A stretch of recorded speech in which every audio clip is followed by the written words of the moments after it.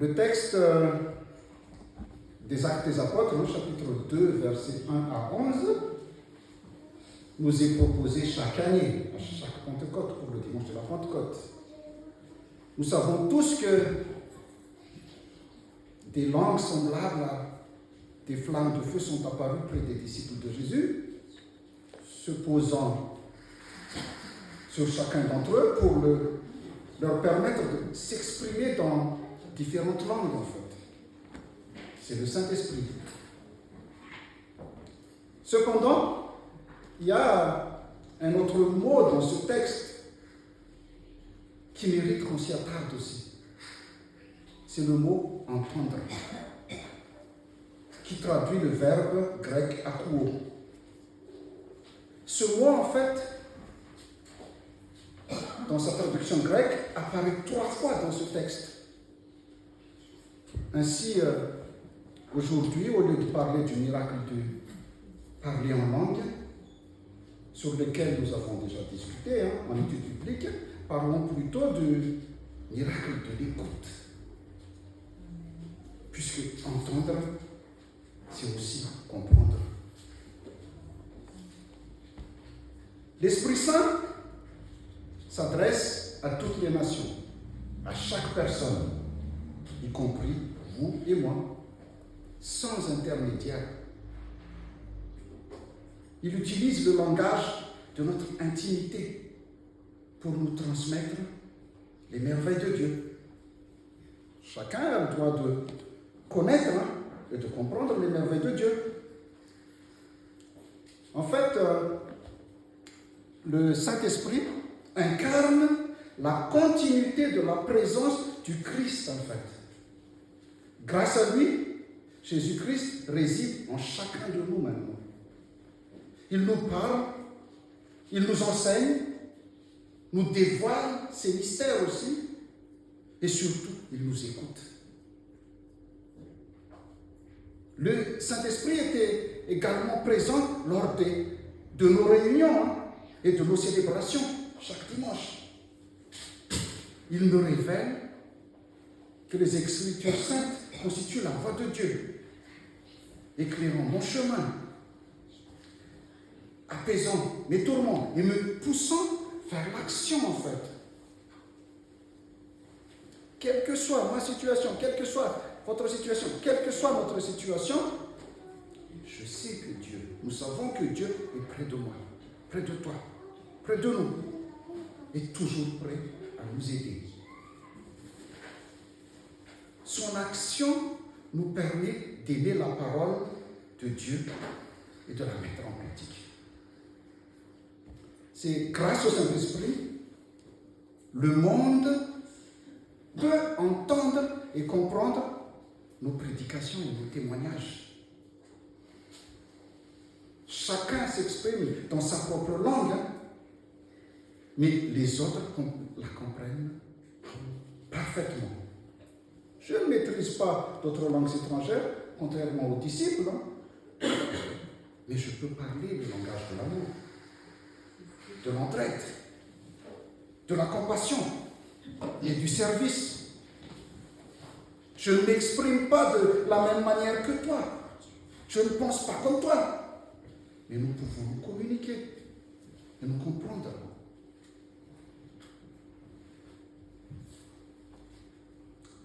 La Pentecôte, en fait,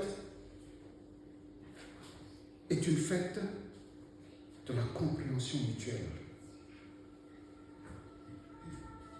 La Pentecôte nous pousse à sortir de notre zone de confort. Sortons de notre zone de confort et ouvrons notre cœur à ceux qui sont différents de nous.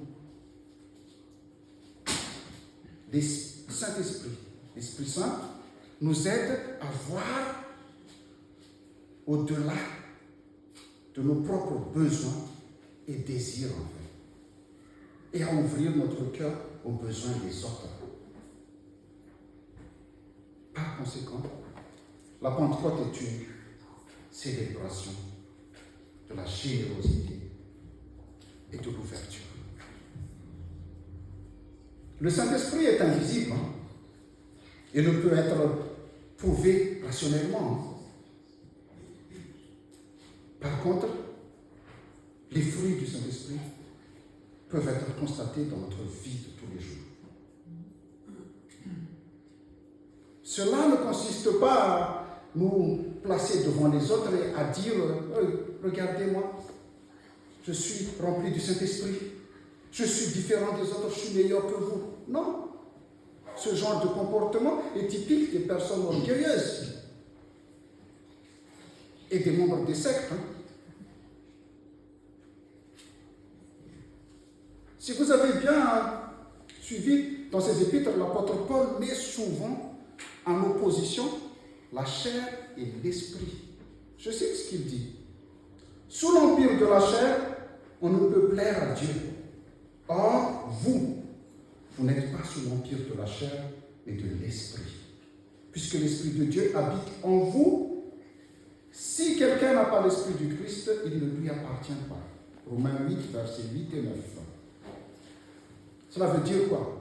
Cela veut dire que l'homme vit dans la chair. Nous sommes en aussi comme la grâce. L'homme vit dans la chair, mais non selon la chair. Il ne se laisse pas dominer par la chair. La chair, en fait, est le lieu de l'affrontement entre l'esprit du Christ et celui du monde. Elle symbolise l'être humain dans sa fragilité terrestre. L'homme physique, l'homme faillible, l'homme qui souffre et l'homme qui survit. La pensée humaine est un champ de bataille.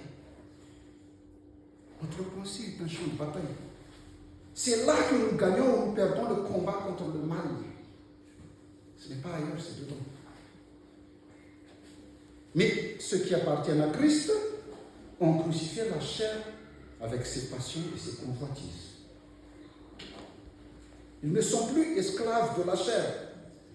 De même, nous ne sommes plus esclaves de la chair. Car Dieu a fait habiter en nous le Saint-Esprit. Cet esprit d'adoption, en fait, comme l'apôtre Paul le dit. Cette marque d'appartenance à la famille divine. Cet esprit nous remplit du sentiment profond d'être véritablement des enfants de Dieu.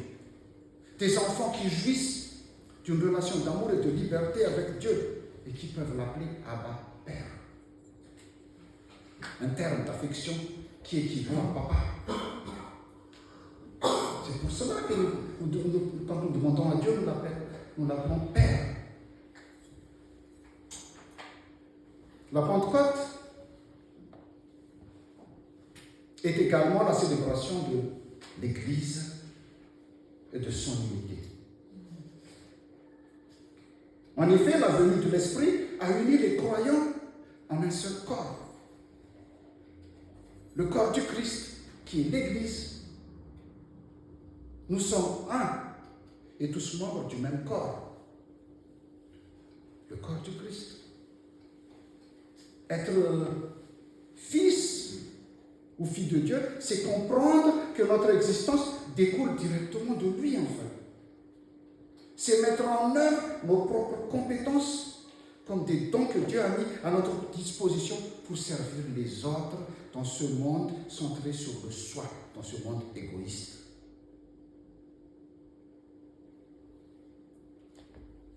Tout ce que nous faisons dans cette église n'est pas une corvée. Tout ce que nous faisons dans cette église n'est pas une corvée, mais une expression sincère de notre amour pour Dieu et pour notre prochain. Jésus a dit, le Paraclet, l'Esprit Saint que le Père enverra en mon nom, vous enseignera toutes choses et vous fera ressouvenir de tout ce que je vous ai dit. Jean chapitre 14, verset 26. L'Esprit Saint nous protège de l'orgueil et de la quête de reconnaissance. Nous ne cherchons pas les applaudissements ni la reconnaissance. Dieu n'a pas envoyé le Saint-Esprit pour que nous ayons une meilleure opinion de nous-mêmes que celle des autres.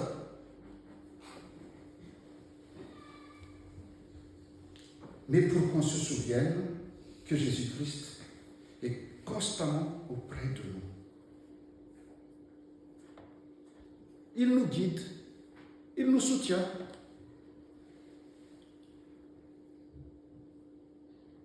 Quand on dit parler en d'autres langues n'est pas un signe de spiritualité supérieure. Hein? Cela signifie simplement que nous pouvons communiquer avec d'autres personnes. Certaines personnes pensent qu'elles communiquent directement avec Dieu dans une langue que le diable ne peut pas comprendre. C'est ce que les gens disent quand ils parlent en langue. Et le problème, c'est que la personne en question ne comprend pas ce qu'elle dit non plus. Il se peut que ce ne soit pas à Dieu qu'elle se soit adressée, puisqu'elle ne comprend pas. Le don des langues est un cadeau qui permet la compréhension réciproque et l'ouverture. Un don qui nous rappelle que nous sommes des instruments de l'amour de Dieu et que chaque jour est une nouvelle opportunité de servir et d'honorer Dieu à travers nos paroles et nos actions. Frères et sœurs, nous sommes le reflet du royaume d'amour et de service de Jésus. Frères et sœurs, la question finale, en fait, c'est que quel don de langue tu parles? Quel don de langue tu parles? L'amour, la joie, la bonté, le partage, le service ou d'autres choses encore. Et comment ces dons se manifestent-ils dans votre vie de tous les jours?